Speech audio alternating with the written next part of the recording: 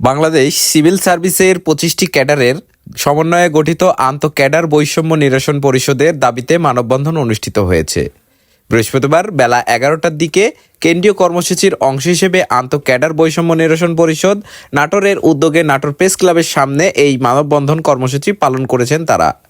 মানববন্ধনে বক্তারা বলেন, জুলাই আগস্ট বিপ্লব পরবর্তী একটি জনকল্যাণমূলক রাষ্ট্র বিনির্মাণের লক্ষ্যে জনবান্ধব প্রশাসন ব্যবস্থা প্রয়োজন।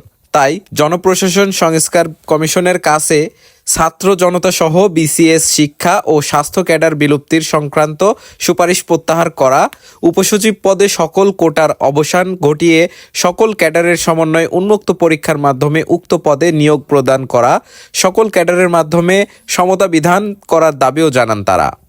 মানববন্ধনে বক্তব্য রাখেন নাটোর নবাব সিরাজউদ্দৌলা সরকারি কলেজের সহকারী অধ্যাপক ডক্টর মোহাম্মদ আসাদুল ইসলাম, উপজেলা প্রাণী সম্পদ কর্মকর্তা ডাক্তার মোহাম্মদ মোস্তফা জামান, নাটোর আধুনিক সদর হাসপাতালের কনসালটেন্ট ডাক্তার AHM আনিসুজ্জামান প্রমুখ।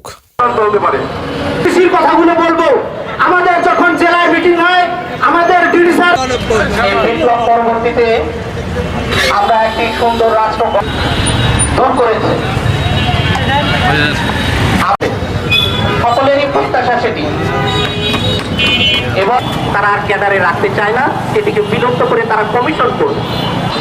এই দুটি ক্যাডার জনবল প্রায় 35,000।